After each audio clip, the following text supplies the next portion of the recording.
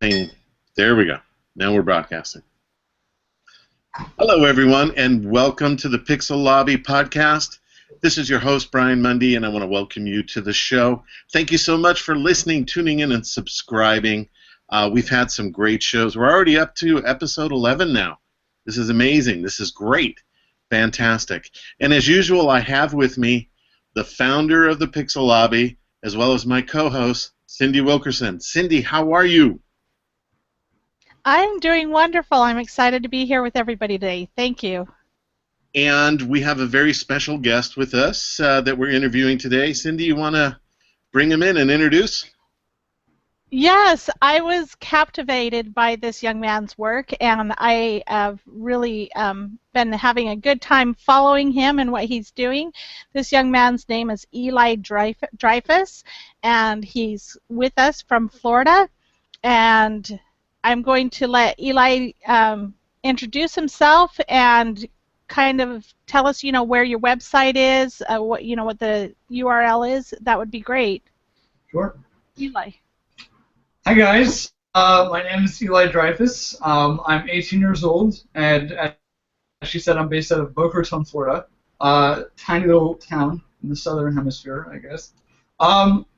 So pretty much I started out with photography in my freshman year of high school when I picked up my first camera in my film class, and from then on I was teaching myself film, and I picked up on the photography elements and started to just shoot everything I can.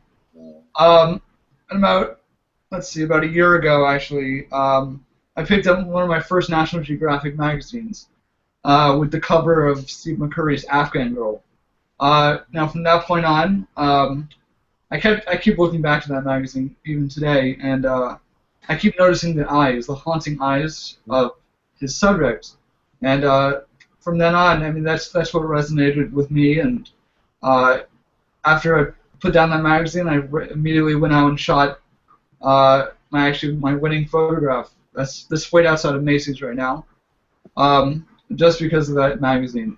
And then from then it just went. It's never stopped. Yeah.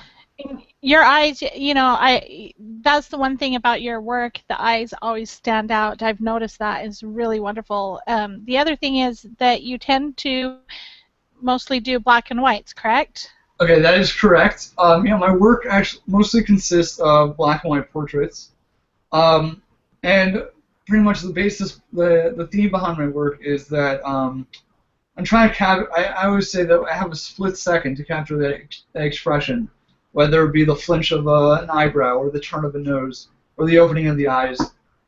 You have that one split second to press the shutter. It's your choice when to press it. So, my main focus in every picture is obviously the eyes, and I feel it's the window to the soul. No matter where I'm shooting, what I'm shooting, the eyes are always the subject. I would not even say the person is. It's just their eyes and how they connect with the camera and through me. And I'm always focused. I always make sure there's absolutely no distractions, and it's just simply about their eyes. That's it. So other than high school, which I totally relate to, I think that's where my first experience with serious photography was back in high school. Of course, that was a long, long time ago. But have you done anything further beyond high school in studies of photography? I actually have not. I'm fully self-taught. I've pretty much learned everything I know to date from either blogs or YouTube tutorials, or either just teaching myself day in, day out through Photoshop, or just playing around with my camera. And where did this love of black and white come from? I'll be honest. My general opinion is that your generation is more of, for lack of a better term, the Instagram filters, not this beautiful work that I've seen of yours in black and white. Where did that come from? Actually, before I even picked up my National Geographic magazine, I was actually shooting just random headshots, and running my own business, simply shooting headshots and events and whatnot. But then I was in photography, I was experimenting, so I was again just fooling around with my camera, and I found monochrome mode, which is black and white mode on our cameras, and I've always been an artist. Actually, I started back in 7th grade. I'm a draw. I do a lot of drawing, and I've always started and still continue to do in black and white. I draw in black and white, and I've pretty much just taken those that beauty from the drawings and really connected it to my photographs.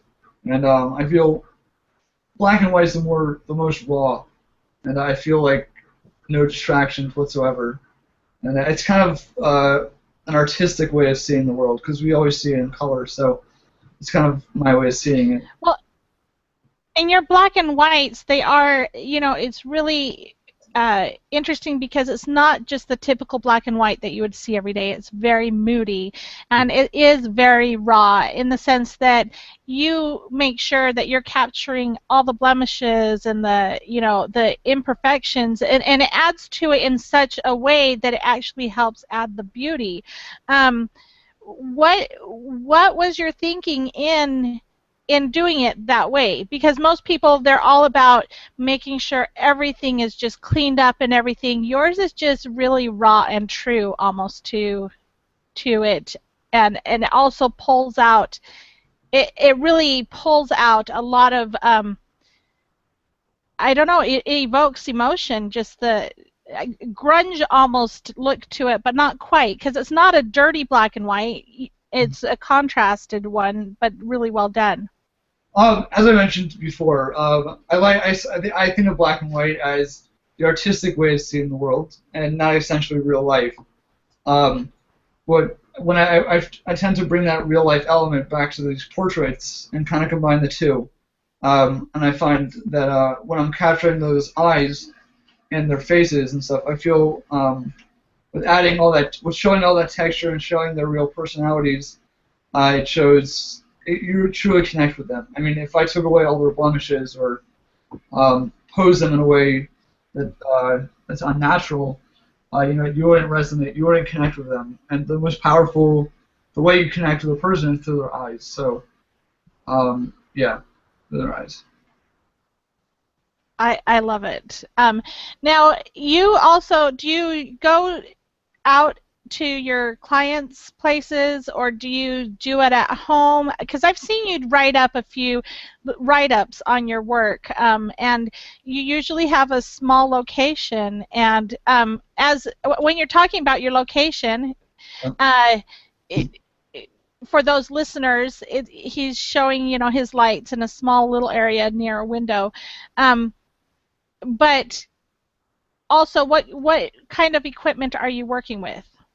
Well, as you can see behind me here, this is my studio. It pretty much consists of my bedroom wall, and you can see the red curtain there. Quick tip here: when you're shooting on a red curtain in black and white, it shows up as your shadow area, so it kind of turns into a black, kind of off black, so it's kind of a nice, smooth, not too black, not too gray. It's right in the middle. Anyway, yeah, I'm using actually. I have 3 softboxes. The softboxes are all continuous lights, just $100 softboxes off B&H, and they come with 5, continuous lights in there, fluorescent lights, daylight balance, and yeah, they're just square. I think 16 by 24 softboxes, and I'm just using those. And whenever I move out onto my porch, which we can't really see right now, but my other setup consists of my porch. I shoot sliding glass window, which is natural light, and that's what I use. And I mix that with a black mattress as my background. And if I ever want to make it more dynamic, I'll bring in a few softboxes, balance the light. Use my beauty natural light as let it do its thing as its fill light, filling in all those filling in that beautiful light, and then give it a little bit more intensity. I'll bring in some softboxes to make that more dramatic. So how do you get people to model for you? Well, I never call them models. I call the people I photograph subjects. Because even if they are a model, I mean, it's not they're not doing anything for me that's actually model-like. I mean, I hate the fashion-type photos with the hands and the hair and, like, the sexy look. I find it so fake, and you never really connect with the people. So I always tend to photograph my close friends or classmates, teachers, family, pretty much people I connect with. Or even if I see a stranger on the street and we pull up a conversation, I'll shoot them. You know, whoever I really connect with, because they always say, you know, a photograph is a reflection of who you are. So in my work, you can see who I am through the people I meet. Yeah. Now, you were talking about an award for Macy's. Sure. Can you embellish on that? Tell us more about. Sure. Yeah. I'd say I think it was 7 or 8 months ago. In December of last year, I submitted 6 photos for Scholastic's Art and Writing Awards, which is a high school competition, national high school competition for the arts. So I submitted 6 photos. 3 photos actually won regional level, gold keys in regional level. And from regional level, the affiliate gallery called EG2 saw one of my works that they really connected with, and they put it into a competition, actually without me knowing. They put it into a competition, and out of 600 candidates, 10 people are selected to be displayed in front of Macy's in downtown West Palm Beach. And so they selected me as one of the 10 winners out of the 600. And now they printed out the whole thing. It's 5.5 feet tall, right outside of Macy's, along with 10 other incredible artists. That's it. That was fun. Now, do you apply for other contests? Is that something you enjoy doing? Yeah, I get the rush and the excitement every time I press submit. You know, as I said, 2 submissions, 3 submissions can change your entire life, as it did for me. You know, back in the summer of like last year, you know, I wasn't really connected into the photography world. You know, I was just making. I guess I was just trying to make money. You know, shooting those random headshots. But after a while, I realized that they don't really connect with me at all. And the black and white, you know, that kind of portrait really connects with me. And you know, I this year as a senior, I am submitting to Scholastics, Young Arts scholarships, college scholarships, all that kind of stuff. And yeah, we'll see what happens. Yeah. Now, Yeah. Sorry, Brian. Go ahead. Do you have any ambition of a certain school in mind you'd love to go to? And Sure. I'm actually looking at Emerson in Boston. uh-huh. And my second choice is SCAD in Savannah. Okay. And third choice is Ringling. In Yeah. So none of the West Coast out here in California, like Brooks or Center. Nah, not really. I'm kind of a southerner. Well, there you go. No problem. Yeah. Now, what would you tell other young artists that are young like yourself, you know, from high school, and that are just starting? How would you tell them to go about submitting for different contests, or you know, how do you go about doing that sort of thing? Well, I want to start off even before submitting the competitions, and even in your own work, to day to day. I would say my best advice is first find yourself and find what you really resonate with when you're photographing, how you see the world, because I'm sure the world wants to see what you see and your vision, and it's an honor to share that with everyone. Let's see what else. I also recommend taking self-portraits on a weekly basis or daily basis. Yeah. To bounce off that point I said earlier, is to really find yourself.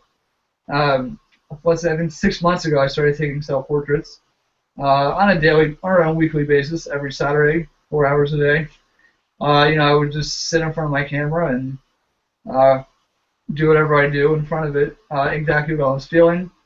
And I think it really helped me connect with who I am, and it helps me connect with each other, with anyone else I'm photographing, because you have to you have to get really comfortable with people.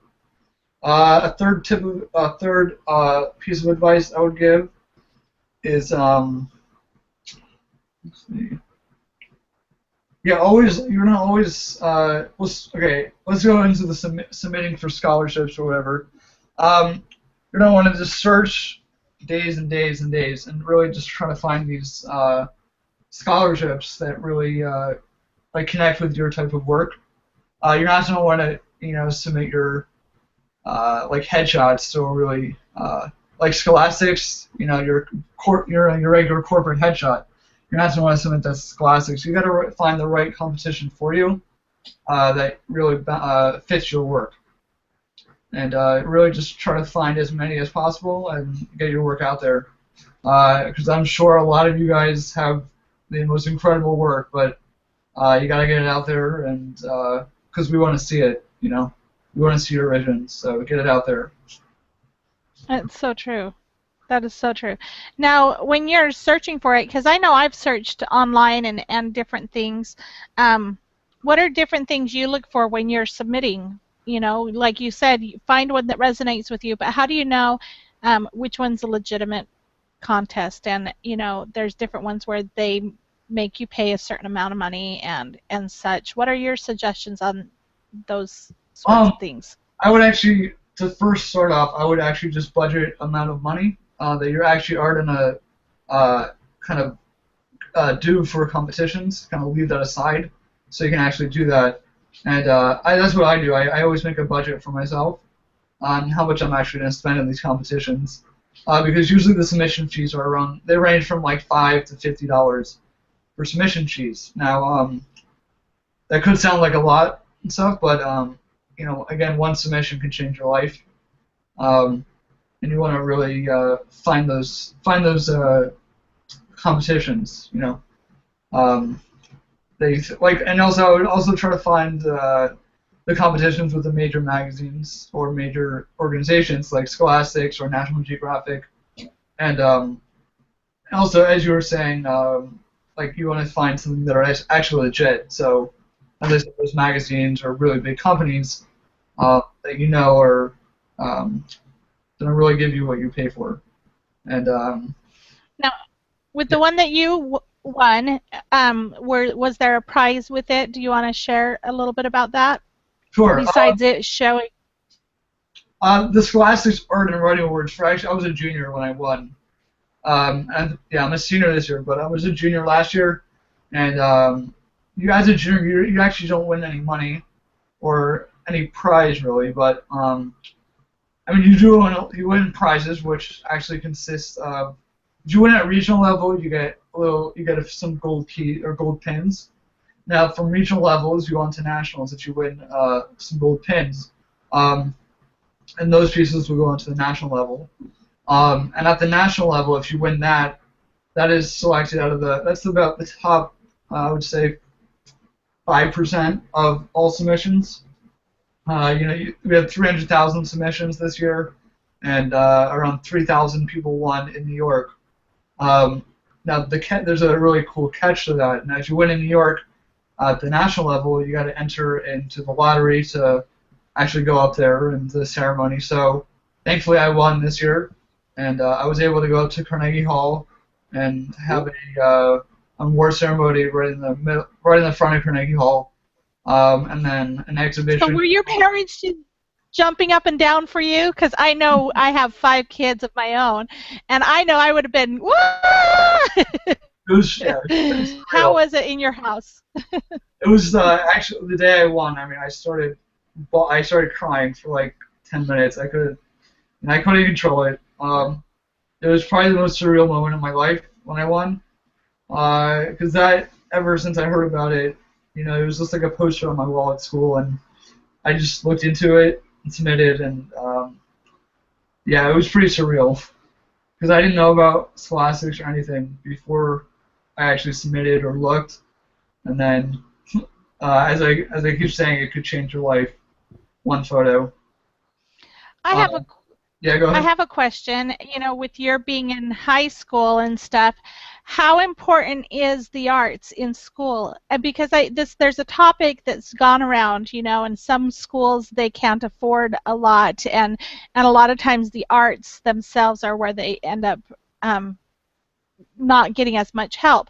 How important is arts to you in your scholastics, you know, throughout high school and such?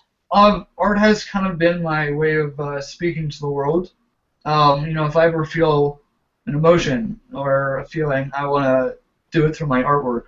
Either whether it be a film, a photo, or a drawing, it's going to speak to the world through my voice. You know, and you never have. Sometimes you want to have a voice, so art is your voice, and you want to. That's your strongest voice if you're an artist. I find it's really important for you as a person. Um, you know, it really, yeah, and I kind of it's in your blood. Everyone's an artist. You know, everyone could. I mean, I wouldn't say everyone's an artist, but we all have that drive to speak out to the world. And again, I think it's very important to have that identity for you. Um, yeah, and if you don't have those resources in school, you're gonna want to self teach yourself outside of school or whatever time you have. And if you're really dedicated and passionate about it, you're going to devote every waking second to your passion, and you're going to try to make it work no matter what it is. Yeah. You're training others now too, aren't you? In your Yeah. work, you're doing webinars, or you want to explain your program? Oh, sure. Yeah. A few months ago, I actually started my website, elliedreyfus.com. We'll link it below.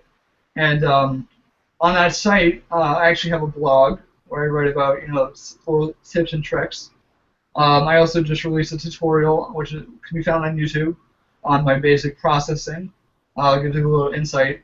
But then, if you want a little bit more in depth and you really want to get a feel for my workflow, I actually still offer classes, online editing classes worldwide. We do it via Skype. You Skype in for 2 hours, and you know, you can choose from a 1 hour or 2 hour class, and in 1 to 2 hours, you'll really get a feel for what I do and what you can add to your workflow, and you get a lot of these tips and tricks while you're at it. You know, you get a full immersion experience into the black and white world. Yeah. Have you found that Skype is really working well for you in getting a large group of people to do a webinar like that? I actually do one-on-ones. Oh, okay. Yeah, I find I want to cater to my client as fast as possible. Right. Because I know a lot of people are different levels of Photoshop, and I feel one-on-one really worked out thus far.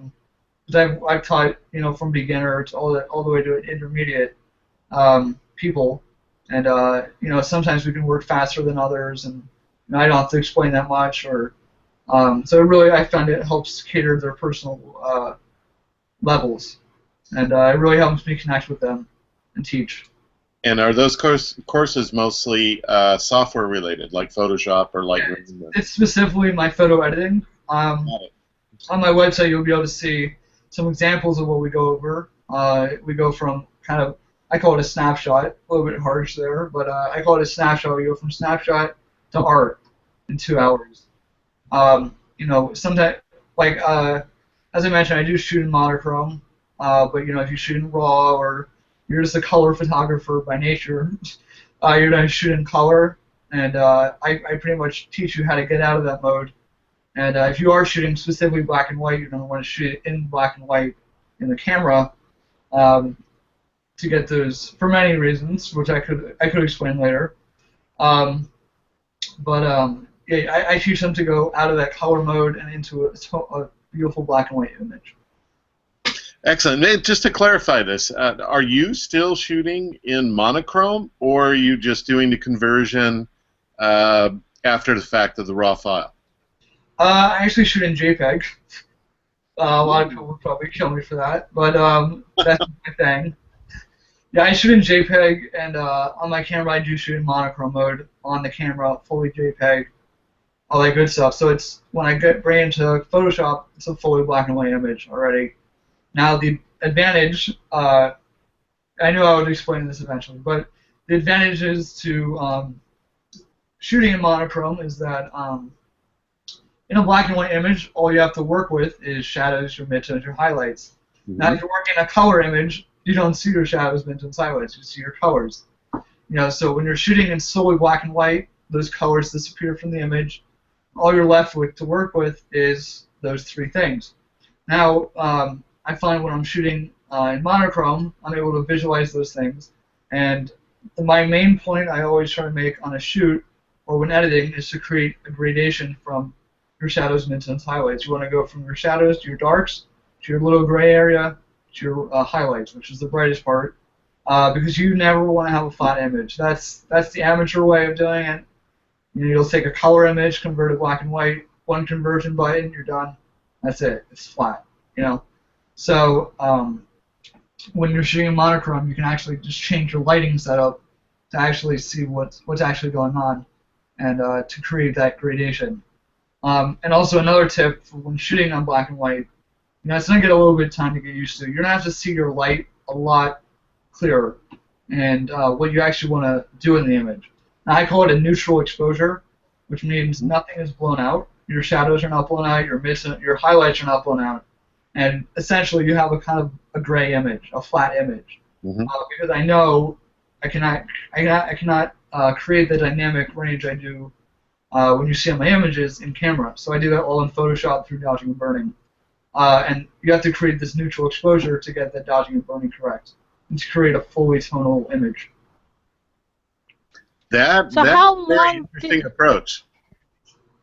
Yeah. How long did you spend learning how to dodge and burn? I mean, because it's not easy, and even the pros have a hard time with it.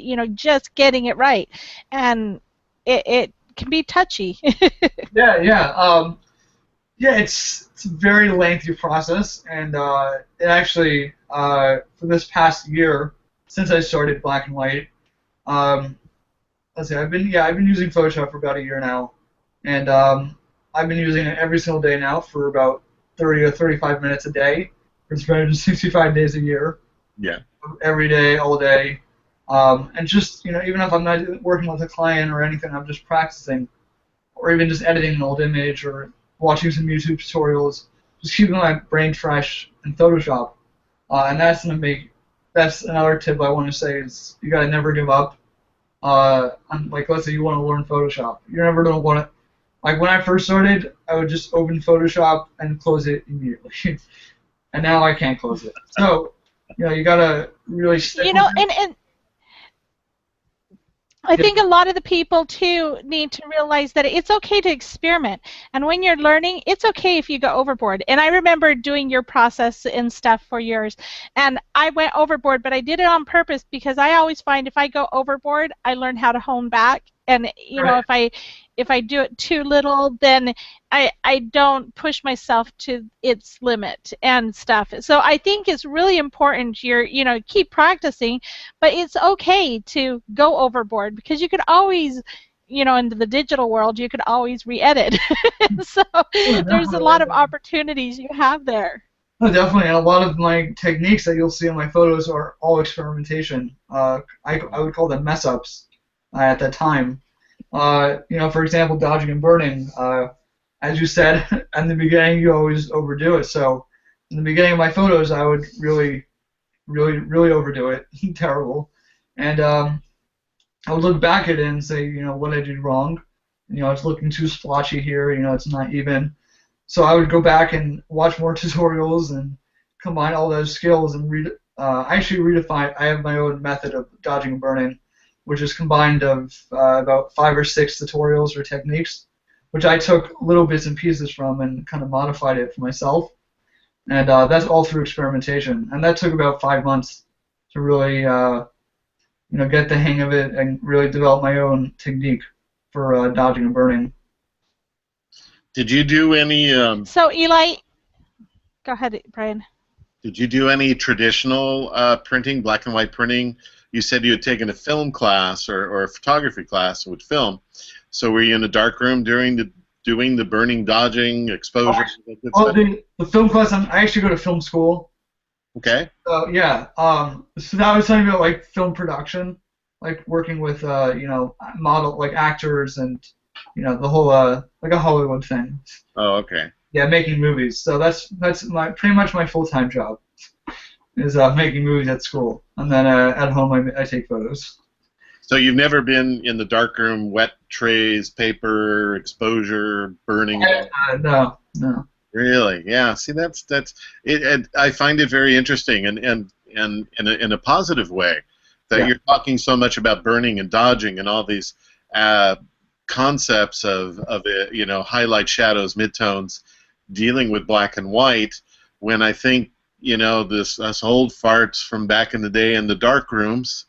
Remember doing that all, by hand and doing that. It lended us a little bit easier transition into the digital craft. And right. You're talking as if you've been a master black and white printer for years. No, I mean, I just since I'm shooting on monochrome mode, and I never leave it. I never leave monochrome ever. Now, are you a Nikon, a Canon person? All Canons.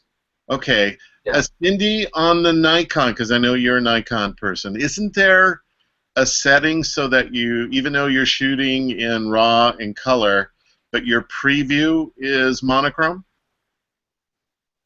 Yes, there is. And so you can shoot in monochrome, but if you're shooting in RAW, it'll obviously come up as a color. I mean, all the details there and stuff, but you can still shoot in monochrome. And then, so when you upload your files, all the details there, and you can convert it or whatever, however you need to do that. My question was more that I think I understood it. I was told that, again, some of the black and white shooters I know, who thrive to shoot black and white, in order to help them see shadows, midtones, highlight, their contrast range, you can just tell the preview on the back of the camera. Right. The preview in monochrome, even though you've shot a color image. Oh, what I find correct. I kind of find that a little bit useless. If you think about it, you're gonna essentially what you're doing as you dodge and burn. Okay, let's say you're shooting RAW, you're shooting as you said, the preview JPEG in black and white or whatever. You bring it back into Photoshop and it's a color image, and you're back to square one. For that sense. Because and you are correct there. However, there's some people that don't see the black and white. Like if you're shooting in color and you're seeing the preview in color, a lot of people, they know kind of what they want to get to, but they still need a guide. And so for those people, I've seen lots of them that do rely on that monochrome visibility, so they have an idea, oh yeah, I think this will work, or oh, I don't think that's going to work. However, I'm like Eli, where to me I find it useless. Because to me the exposure is what's important. And when you put it back, the exposure the way it needs to be.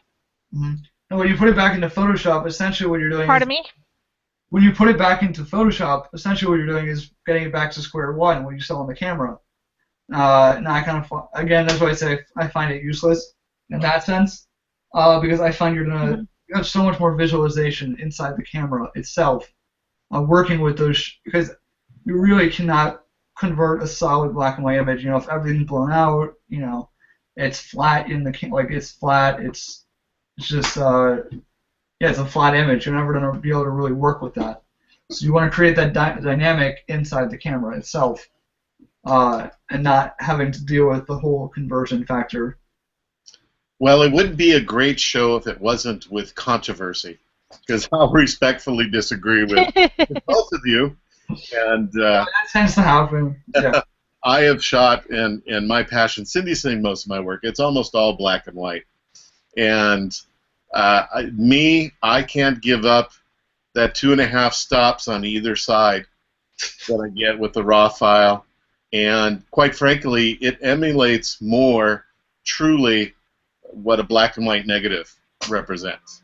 No, and I agree with you there. I do. What I'm saying is I don't shoot using the monochrome guide. Does that make sense? So that's what I was meaning by that. You know, to me, it's kind of useless shooting a monochrome guide when it's just going to go back in color in there. But I'm the type of person where I do like being able to play with it. I like to shoot it right up front, get the right exposure and everything.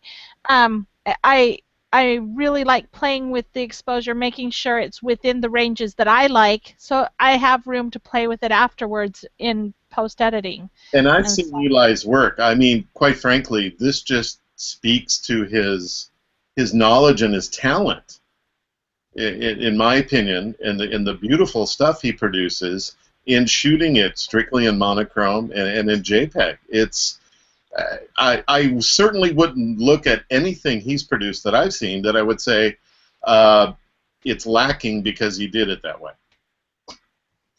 Right. no, not at all. And Not you at all. know, Eli, I look at your work and it's phenomenal. Especially, I would have never guessed you would have shot it as a JPEG. I just wouldn't. So that's wow.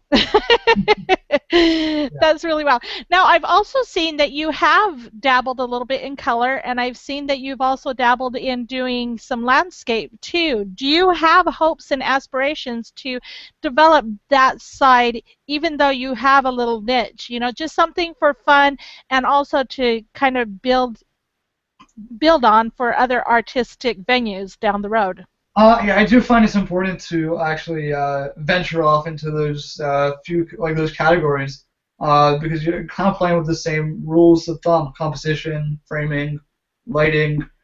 It kind of all ties into play. Now I kind of shoot landscapes if I'm stressed. I'll just go out on the Good. beach, whatever, and relax with my camera. Um, yeah, and I find it's a nice therapy and a kind of a gateway out of just shooting portraits. So I find that's very important to actually just venture out to different genres, kind of pertaining to your passion and your techniques, just to kind of perfect them even more. Because after shooting a really good landscape, you're gonna go back to your portraits and have a better eye for what everything's doing. Yeah.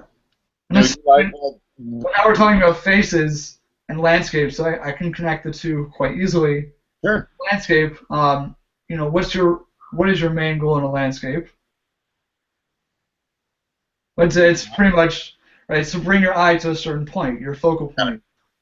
Now, what's your focal point in a portrait? The eyes. Yep, absolutely. So essentially, everything is leading lines. That's probably the strongest compositional element we have to work with. Now, it really applies to the same thing in portraits. Even though my portraits are, simply just their face and simply a black background, you're working with the composition, the framing, leading your eyes to a certain point where you want them to. That also comes into play where, like, you're talking about cropping and composition and framing. I'll throw out a really quick tip here. Whenever you're shooting and you're cropping and all that, I tend to shoot a lot wider than I actually produce on whenever I publish anything, because I'm always cropping inside of Photoshop. Now, that's because I always try to create the eye line when I'm shooting. If I'm worrying about my cropping in camera, like, what am I supposed to do if I have an 85 and I want to get closer? Like, what am I going to do? All I have to do on a photo shoot, all I'm worrying about is the eye line between me and the subject. Because in post-processing, I'm going to crop it so you're led straight to those eyes. But the eye line is the most important part in those portraits because, if your eye line is all the way down here, your camera's up here, you don't really want them looking at above. I mean, sometimes you do, but most of the time you want to have them looking straight at you or eye level. Now, when cropping in post-processing, you're going to want to keep those eyes, no matter what, on the top rule of thirds. On the top bar there, you're going to want, you have your 9 cross elements, your points, your 9 focal points on the grid. So you're going to want your dominant eye either on the right point of the top grid or the right third. Just so it's always going to be in the top third. That is where your eye is and always going to be led. And you'll see in my portraits, that's every portrait will be framed pretty much like that. Either if it's a wide shot or it's a crop shot, it's tight. It's still going to be, you're still going to be led to the eyes immediately. Yep, they should always be sharp. And that just adds to your consistency in your work. You're always consistent. You're consistent with your workflow. You're consistent with how you frame it. And it just, whenever someone can become consistent like that, it just helps establish a rapport of their work. I want to kind of bounce off that as well. You don't want to stay too consistent. I'm kind of I'm a little bit guilty of this myself, but you kind of want to evolve as a photographer. You always want to be growing. You always want to be trying new things. Of course. Kind of trying different lighting setups, different compositions, different expressions, different things, just to grow your knowledge of the camera and the people that you're working with. Because if you're doing this over and over again, obviously it's going to be consistent, but it kind of gets boring and you never grow as a photographer. So never be afraid to just That's definitely true. And try different things. Absolutely. Now, Eli, do you have a favorite photographer that you passionately love their work and follow? Yes. Oh, well, he's dead, but Richard Avedon. Yeah. Ever since I watched this, I don't know, this person sent me a link to a documentary about Richard Avedon. He's all black and white, obviously, and it's called Lightness and Darkness. You can find it on YouTube. Right. By far the best documentary I've ever watched. I resonated with his work simply because of the way he captures the rawness of people. And I use a lot of his methods today, a lot of them, in my shooting with people. I always combine different elements from different photographers into my workflow, take everyone's little pieces and put my spin on it. I like for framing, I use Steve McCurry as an inspiration. He's like master of composition. Mm-hmm. I use Richard Avedon to base my expressions off of, and lighting, and Peter Hurley for facial flaws or whatever, try to make people relaxed. Actually, it seems really weird, but I actually was mostly inspired to shoot more and more portraits by watching TV shows like Lie to Me, which is solely based on the guy can tell if you're lying pretty much based on your eyes or your facial expressions. And I base a lot of my work off that TV show. Yeah, there's a lot to be... TV shows are... Go ahead, Brian. The same thing. Yeah, there's a lot to be said about, watching the different arts, whether it be movies or TVs and such. And we, on a previous show with Morgana, we had talked about how she watches different shows and gets her inspiration from those too. So I find that intriguing. And Morgana also mentioned Avedon as well, I believe. Correct. Yeah. Second show in a row. Yeah, go ahead. I can't hear. I was just going to say that simply, in my own work, I find that my mind works like an artist. I see things, I see facial expressions, I see how the light falls on people, and I'm always pointing out to my husband and children, wouldn't that make a perfect picture? Wouldn't that, and my mind, it captures these pictures. If only I could just capture it and kind of download it. All the beautiful things we get to see, but it's same with TVs and movies, and those things that resonate with us usually are magnified within our work. So that's really intriguing. I also want to touch upon one more point that I mentioned in the beginning, the split-second decision that you have. Mm-hmm. Now that ties into play when you have your camera in front of you and you're on a shoot. You kind of have to see before you shoot. You gotta you can't just shoot on rapid fire because that simply wouldn't work. First of all, the subject would freak out. You had like a gun, fine in front of your face. But also, it's just inaccurate because it doesn't show your work as a photographer. As a photographer, you're seeing before you're shooting.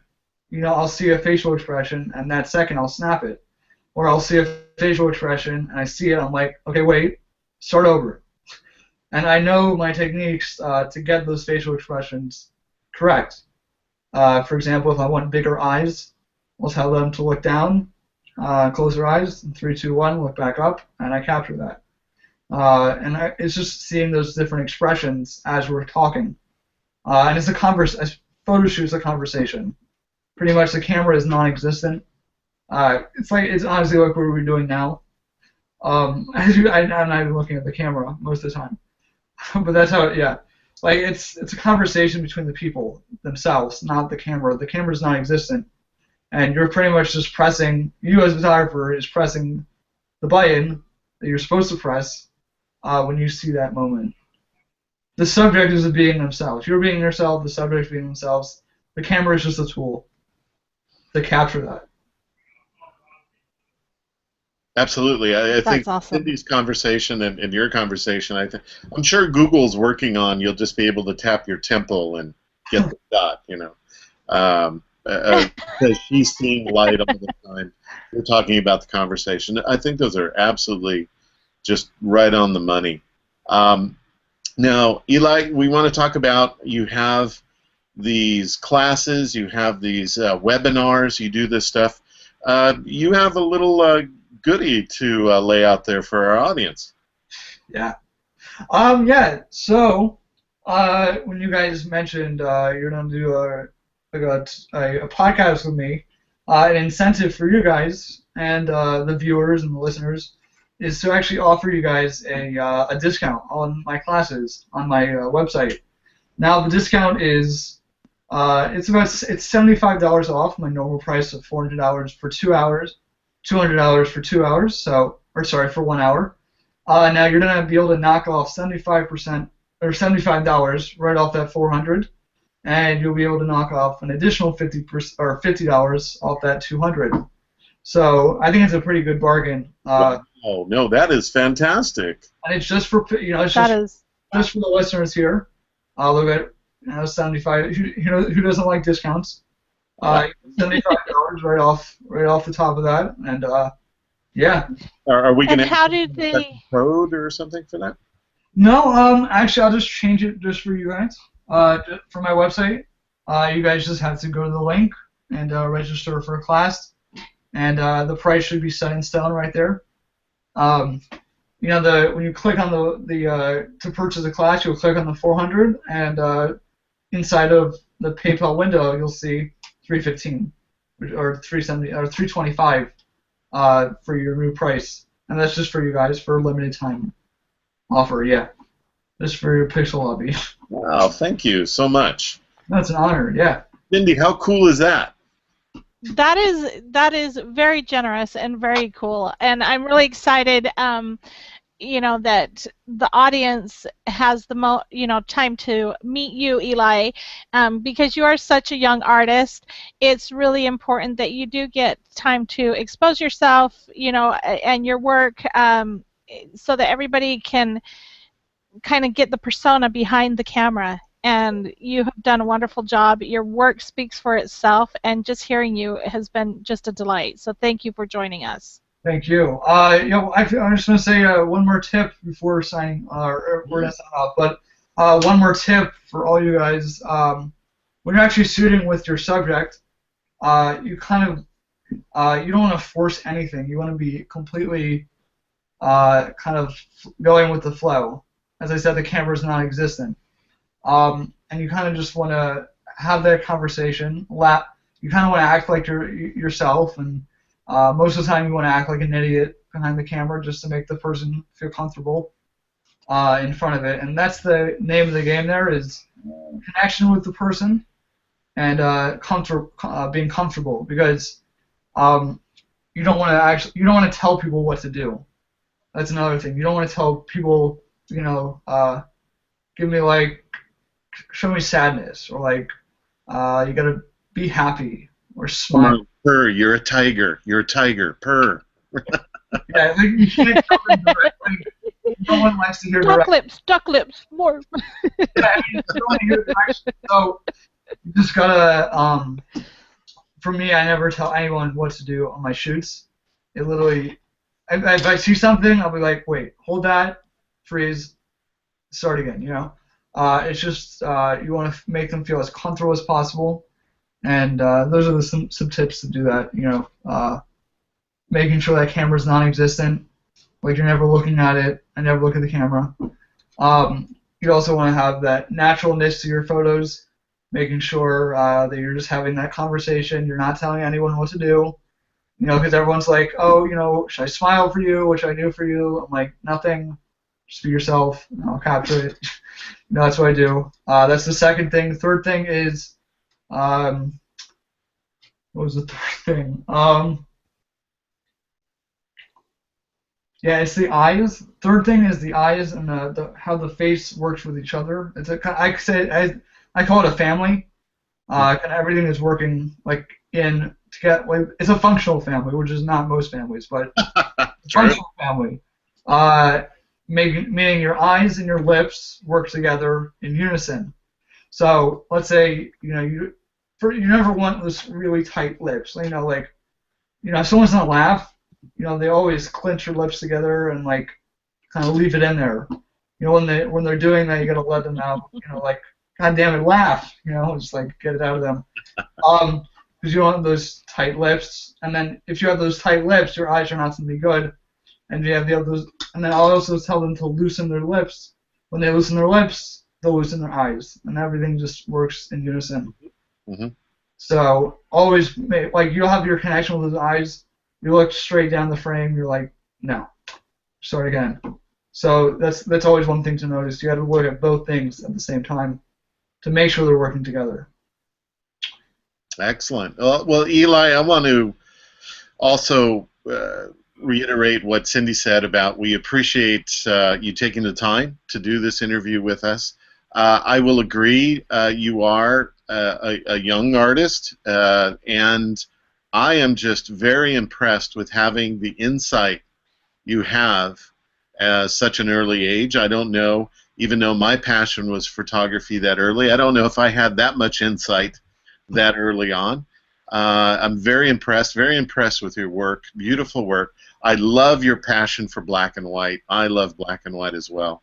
And again, thank you. I'm sure our audience will get a lot out of this, and especially, it's always a challenge for, I think, some of us, in fact, dare want to say the older generation, who are doing most and a lot of the teaching, quite frankly, out there of photography and graphics and Photoshop and Illustrator and all these kind of things. It's wonderful to see a younger perspective. There's a huge audience, a great opportunity and niche, I think, for you as you move forward in this. So thank you once again. No, it's an honor and pleasure to be with you guys and to teach others. Yeah, absolutely. What I have to offer.